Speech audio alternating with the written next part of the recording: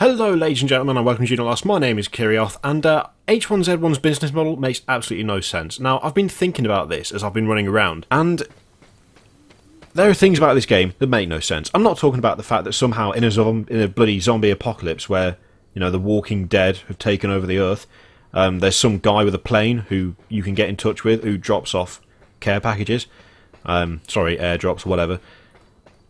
It's not that. It's not the fact that you sometimes spawn in the woods as though you've just suddenly fallen out of a tree. It's not that. Or the fact that sometimes you just spawn by a road as though you had no idea how you got there, as though you're suddenly waking up from a really, really hefty night of drinking. No. It's none of those things. Excuse me, boys.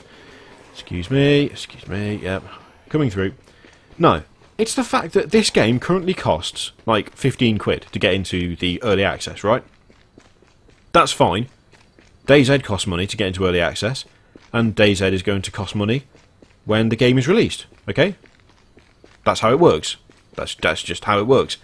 But this game is not going to cost money. It's going to be free to play. And it's going to be free to play when it releases, when it comes out of early access. Which makes absolutely no goddamn sense, right? It's free to play with microtransactions when it releases, but it costs money now. I mean, if you can work that one out, then do let me know.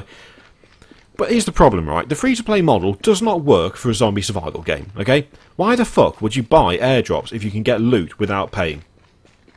Seriously, if you can just find everything you need to survive in this world, why would you pay for that same equipment to be delivered to you, except it's not delivered to you, it's delivered close to you, and there's a good chance that someone will actually just kill you and take it? Why would you do that?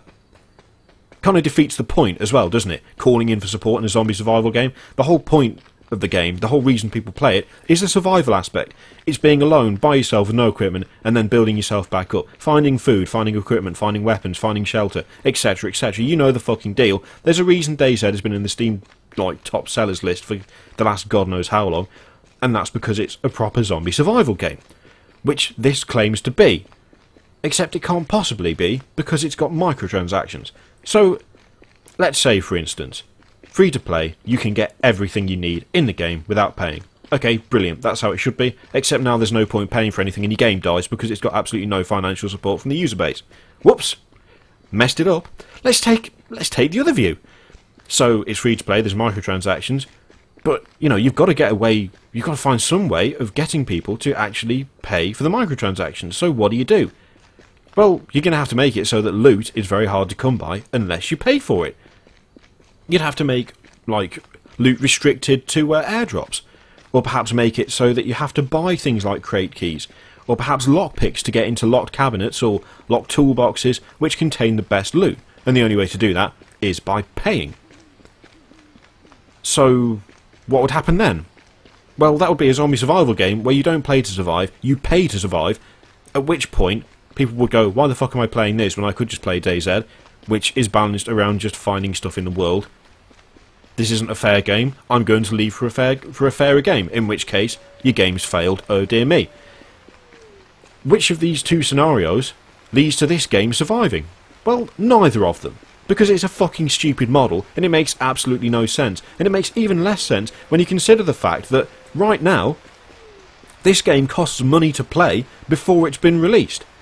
It makes even less sense when you consider that DayZ has been one of the most popular games on Steam for God knows how long, pretty much since it was released into early access, and yet that costs money to play because you buy the game and then fucking play the game. It's not difficult, it's not a revolutionary concept, it's not something that's completely fallen out of favour. Funnily enough, a lot of games these days, you still have to pay an initial price, and that's how much you pay for the game. Did you ever consider that perhaps that would work for a zombie survival game, given that this fucking zombie survival game is essentially just DayZ and a different engine, but with a fucking stupid microtransaction system? I mean, for God's sake, just charge for the fucking game. Don't faff about with free-to-play and microtransactions and things like people getting concerned about pay-to-win and just talking about how you can get weapons out of crates. But, oh, don't worry, someone else can get it. Oh, brilliant, yeah, that's going to do really well with your user base.